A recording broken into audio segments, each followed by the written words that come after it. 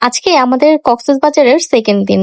সকাল সকাল ঘুম থেকে উঠে চলে আসলাম ব্রেকফাস্টের জন্য। সিপার্লের ব্রেকফাস্ট শুরু হয় 7টা থেকে 10টা পর্যন্ত। আমরা 8:30টার দিকে গিয়েছিলাম রেস্টুরেন্টে, তবে তখনও অনেকেই আসেনি, মোটামুটি ফাঁকাই ছিল রেস্টুরেন্টটা। এখানে মোটামুটি ভালোই খাবার সার্ভ করা হয়েছিল। তো এখানে প্রথমেই দেখছি এখানে ওটস সার্ভ করেছে, আরো ছিল পটেটো ওয়েজেস, ফ্রেঞ্চ টোস্ট আর পটেটো বল। এই সেক্টরটায় লাইভ ডিম পোচা আর ওয়েফার বানিয়ে দিচ্ছিল। এছাড়াও দেশি খাবারের মধ্যে ছিল পরোটা, ডাল ভুনা, সবজি, চিকেন গ্রেভি, প্লেন রাইস, খিচুড়ি। আমার প্রথম প্লেটটা রেডি করে নিয়ে আসলাম। এখানে আরো ছিল নুডলস। নুডলস এর আর ওয়েজেস এর টেস্টটা আমার কাছে ভালো লাগেনি। আরো ছিল পাও ভাজি। আমার পাও ভাজিটা পছন্দ না, আজরার আপু পাও ভাজি নিয়ে আসলো।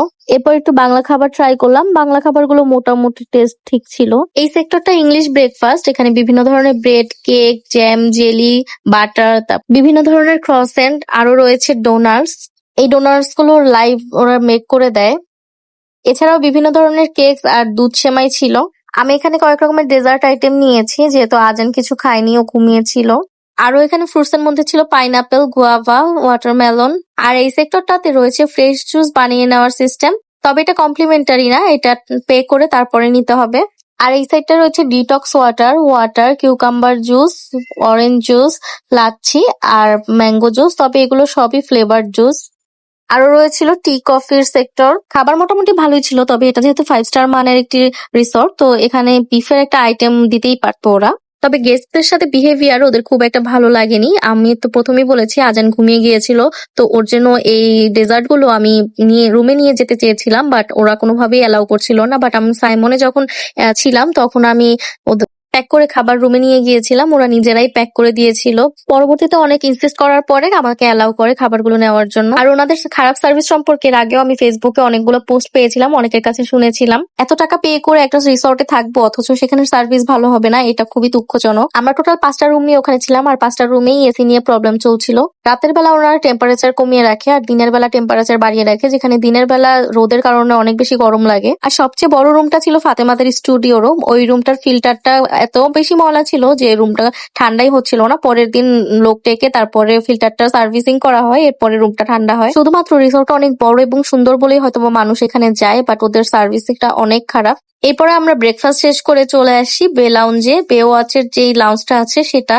আজকে এত বেশি রোদের তাপ যে কোথাও যাওয়ার মতন অবস্থা নেই, তো আমরা ঠিক করলাম এই জায়গায় বসে আমরা কিছুক্ষণ চিল করব, তারপরে একটু বিচে নামবো।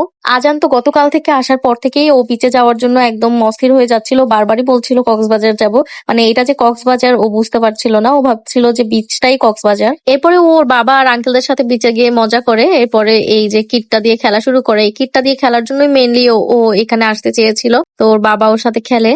তারপরে আমরা 3জন মিলে এই বাইকটার মধ্যে চড়ি। আমি কখনোই এই বাইকে চড়িনি, তো চড়ার ইচ্ছা ছিল। পরে আজান আব্বু ডাক দিল যে আসো এটার মধ্যে চড়ি। তো সে নিজেই ড্রাইভ করছিল আর ড্রাইভারও ছিল আমাদের সাথে। নতুন একটা এক্সপিরিয়েন্স, খুব ভালো লাগছিল এটায় চড়ে। খুব বেশিক্ষণ না, বে লাউঞ্জ থেকে জাস্ট এই ব্রিজটা পর্যন্ত এসেছি। তারপরে পিছন দিকে কাঁকড়ার একটা পয়েন্ট আছে, ওখান থেকে আমরা আবার বে লাউঞ্জের সামনে চলে এসেছি।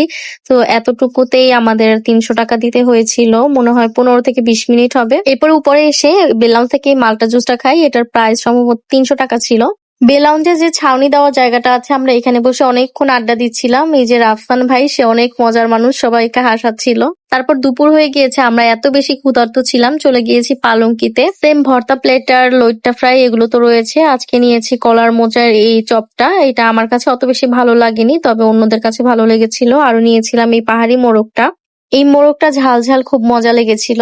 আমাদের খুব ইচ্ছা ছিল নলেন গুড়ের পায়েসটা ট্রাই করব, তবে নলেন গুড়ের এই রসগোল্লাটা রয়েছে, তো এইটাই ট্রাই করলাম। আর এই জিলাপিটা তো মিস করাই যাবে না, গতকালের থেকে আজকে বেশি খেয়েছি। আর খাওয়া দাওয়া শেষ করে তারপর কিছুক্ষণ রেস্ট নিয়ে আমরা নেমে পড়লাম পুলে, যেহেতু প্রায় সন্ধ্যা গড়িয়ে আসছিল আর সন্ধ্যার পরপরই জুইরা চলে যাবে। আজকে ওদের ঢাকা আসার বাস রাতের বেলা। এরপর আমরা জুইদেরকে বিদায় দিয়ে আবারও চলে আসি বে লাউঞ্জে। আমরা মনে হয় আজকে অর্ধেক টাইম বে লাউঞ্জেই কাটিয়ে দিয়েছি। আসলে দিনের বেলা এখানে তেমন জুস বা কফি অ্যাভেলেবেল ছিল না, তো আমরা সন্ধ্যায় একটু রিল্যাক্স করতে চলে আসলাম। ওখানে একটা আর্টিফিশিয়াল বোট রয়েছে, তো বোটের মধ্যে একটা ক্যান্ডেল লাইট ডিনারের আয়োজন করা হচ্ছে। দেখে খুব রোমান্টিক লাগলো আমার কাছে। তারপর ওখানে আমরা ব্লু ল্যাগুন আর মিন্ট মোহিতোটা ট্রাই করলাম। মিন্ট মোহিতোটা একটু ভালো লাগেনি আমার কাছে, বাট ব্লু ল্যাগুনটা ভালো ছিল। আমার অনেক মাথা ব্যথা ছিল, তো আমি হ্যাজেলনাট লাটেটা ট্রাই করলাম, এটা খুব ভালো ছিল। তো ওখানে আরো কিছুক্ষণ সময় কাটিয়ে আমরা চলে আসি আবার ওশেন কিচেনে। আসলে ওই এরিয়াতে অপশনস কম, আর আমরা নতুন করে কিছু এক্সপেরিমেন্ট করতে চাইনি, তাই আবারও মানে সেম সেম জায়গায় আমাদের খাওয়া হচ্ছিল। আজকেও প্রথমে আমরা স্টার্টার হিসাবে এই কালামারি ফ্রাইটা খাই, এটা খুবই মজা। আর আমার ফেভারিট এই লেমন জুসটা তো খেতেই হবে। আমাদের মধ্যে এক কাপল আজকে প্যাটাই অর্ডার করেছিল, তবে এটার টেস্টটা খুব একটা ভালো লাগেনি। আর অন্যরা সবাই এই বারবিকিউ ক্র্যাবটা আর সি ফুড ফ্রাইড রাইসটা অর্ডার করেছে। তবে আমাদের আজকে এসব খেতে ইচ্ছা করছিল না, বাংলা খাবার কিছু ট্রাই করতে ইচ্ছা করছিল। তো অনেক খোঁজাখুঁজির পরে আমরা চিংড়ির দো পেঁয়াজু, ডাল আর ভাত অর্ডার করি। চিংড়ি মাছটা অনেক বেশি মজা লেগেছিল, আর ডালের টেস্টটাও ভালোই ছিল। তো আজকের জন্য এতটুকুই ছিল। নেক্সট ভিডিওতে আমাদের কক্সবাজারের লাস্ট দিন আপনাদের সাথে শেয়ার করব। দেখা হবে নেক্সট ভিডিওতে। টিল দেন সবাই সুস্থ থাকুন, ভালো থাকুন। আল্লাহ হাফেজ।